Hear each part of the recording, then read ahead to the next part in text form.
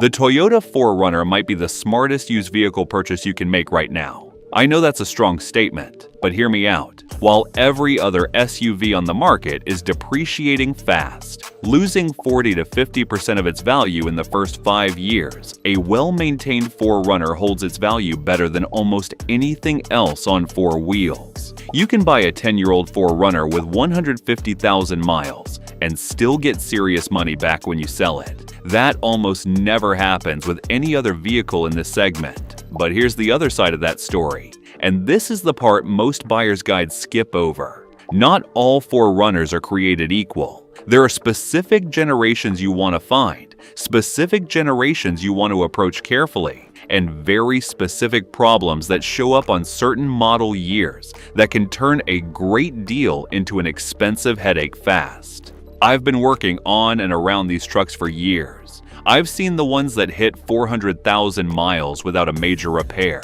I've also seen the ones that looked perfect at purchase and fell apart at 120,000 miles because of problems that were already developing when the previous owner sold it. Today I'm giving you the complete picture, every generation, the best years to buy, the problem years to avoid, the specific things to inspect before you hand over a single dollar, and what you can realistically expect to spend on a 4Runner over the long haul. By the end of this video, you'll know more about buying a 4Runner than most dealership salespeople do. Let's get into it. A quick generation overview.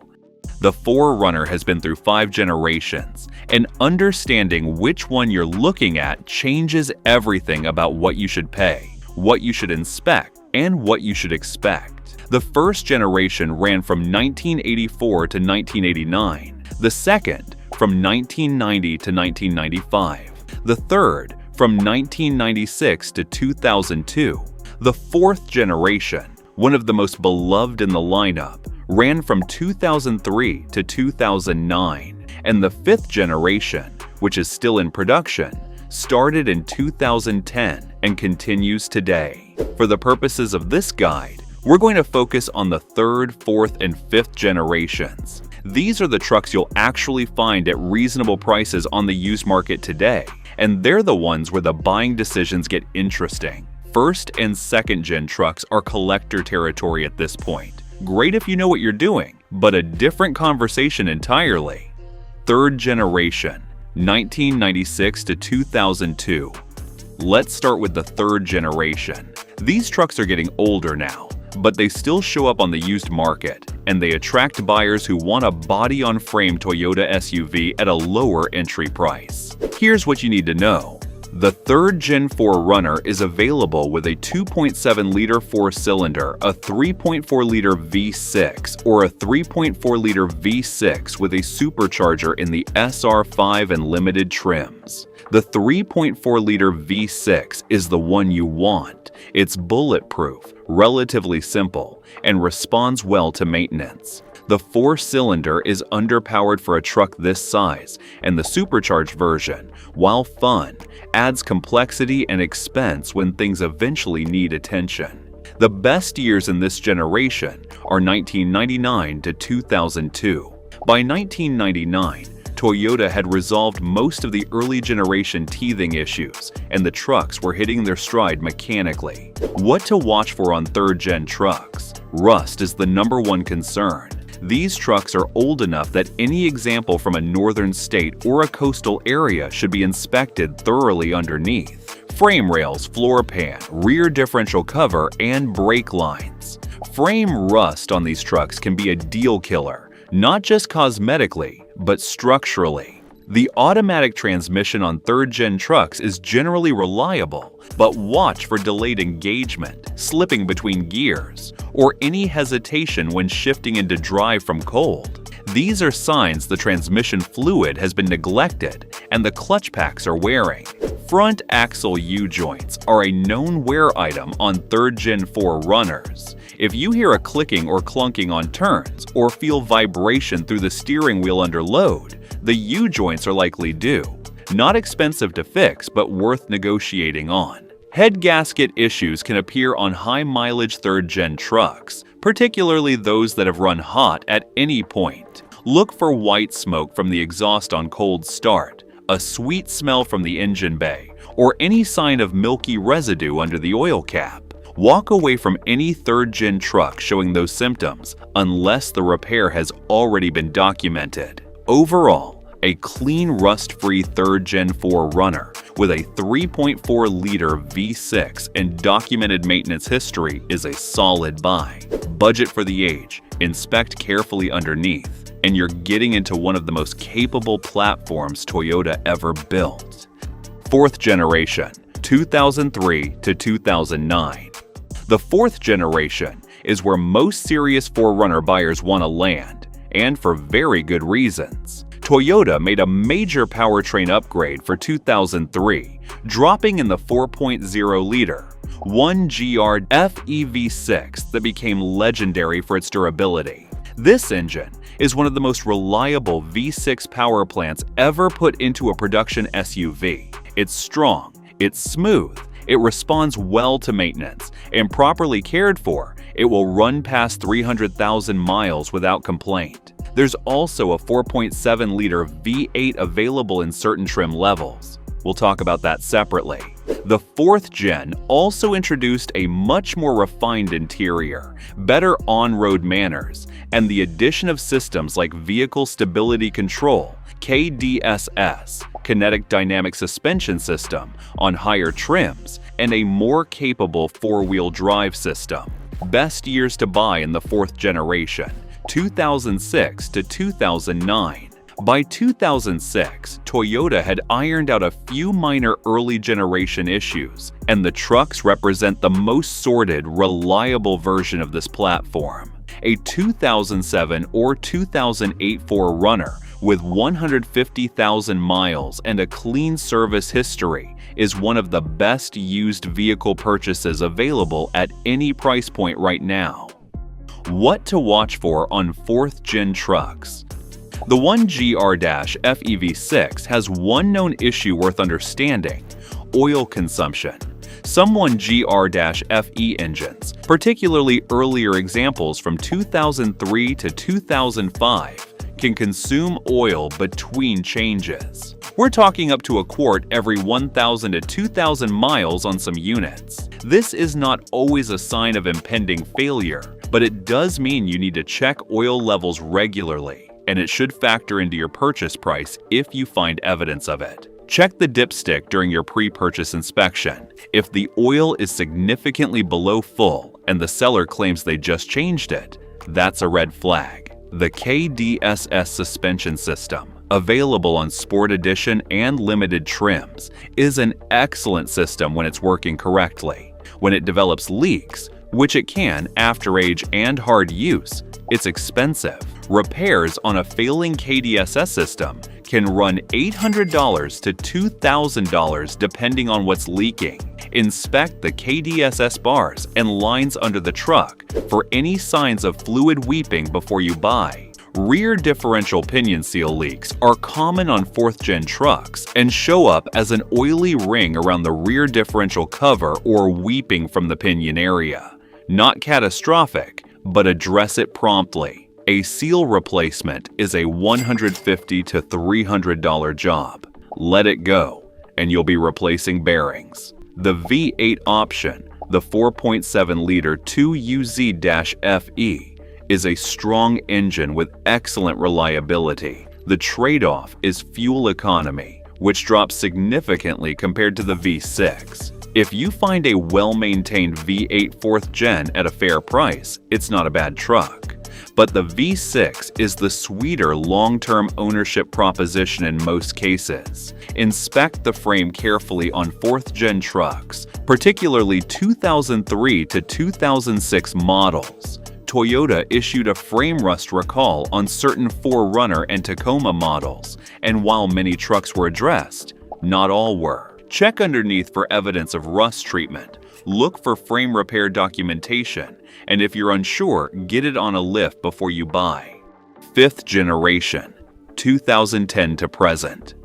The 5th generation 4Runner is what's on the market today new, and what makes up the majority of late model used inventory. This generation kept the body-on-frame construction and solid rear axle that enthusiasts love while updating the interior, technology, and safety systems significantly. The 4.0-liter 1GR-FEV6 carried over from the 4th gen and continued largely unchanged, which is a good thing. Same engine, same proven reliability, same long-term durability track record. The 5-speed automatic transmission that pairs with it is smooth and durable. Trim levels in the 5th gen range from the base SR5 through the TRD Sport, TRD Off-Road, Limited, TRD Pro, and Venture. From a pure reliability standpoint, the trim level matters less than the maintenance history. But from a value standpoint, TRD off-road models tend to hold their value best and are the most sought after on the used market. Best years to buy in the 5th generation, 2014 to 2019. By 2014, the generation was well established and sorted. The 2020 and newer trucks received a refresh with updated tech and safety systems, which is great, but also means they carry higher prices on the used market. The 2014 to 2019 window gives you a mature, proven truck at a more accessible price point. What to watch for on 5th gen trucks?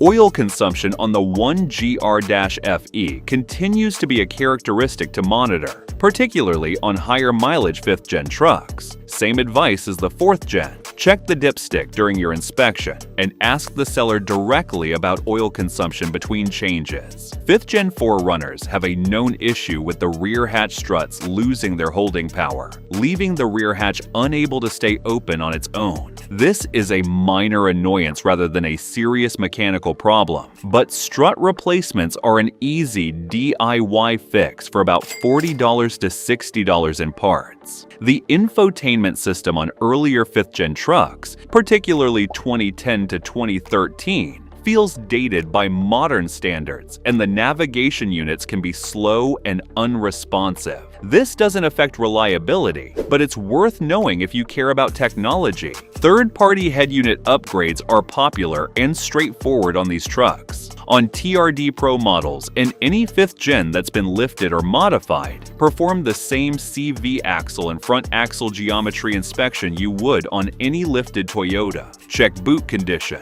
look for grease spray around the front axle area, and feel for clicking or vibration on full steering lock turns. The 2010 to 2013 5th gen trucks also saw some reports of water intrusion around the windshield and rear hatch seals. Check the headliner for water staining, check the cargo area floor for dampness, and inspect the seals visually before buying. What to inspect before you buy any generation.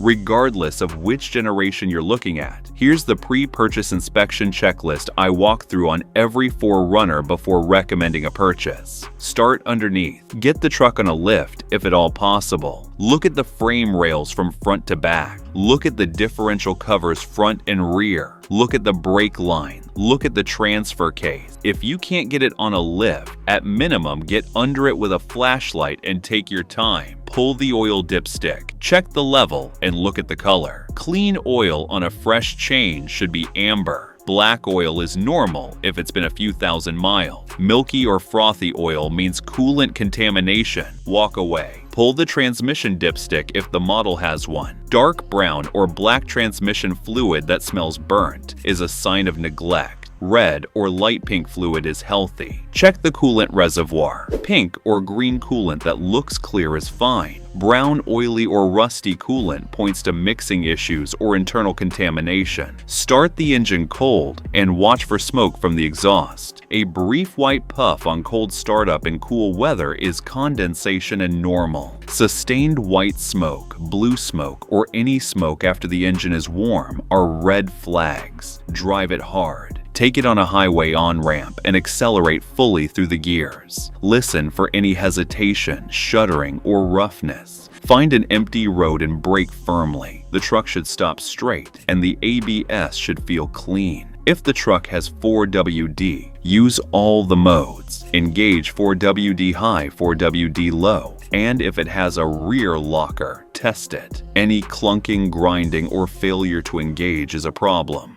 What does long-term ownership actually cost?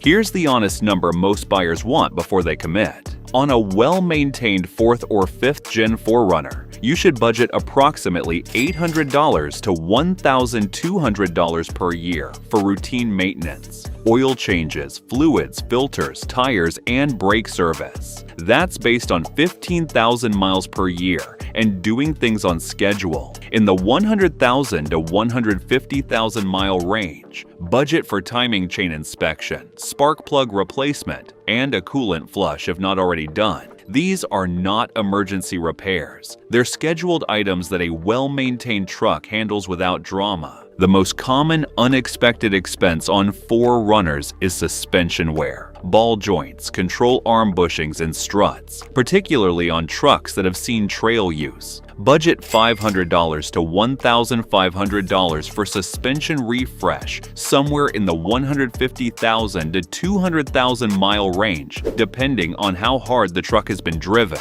Overall, a 4Runner is one of the lowest total cost of ownership propositions in the SUV segment when you factor in reliability, longevity, and resale value. The trucks that cost owners serious money are almost always the ones where maintenance was deferred, not the ones that were properly cared for. If you want the complete maintenance blueprint for keeping a 4Runner running strong from purchase to 400,000 miles, the 500,000 mile car maintenance blueprint in the description covers every service interval, every fluid, and every system in detail. It's what I recommend to every serious 4Runner owner who wants to protect their investment from day one and avoid the repair bills that catch unprepared owners off guard. If you found these tips helpful, be sure to watch this next video as we're sharing insider tips to help you cut repair costs and keep your car running like new.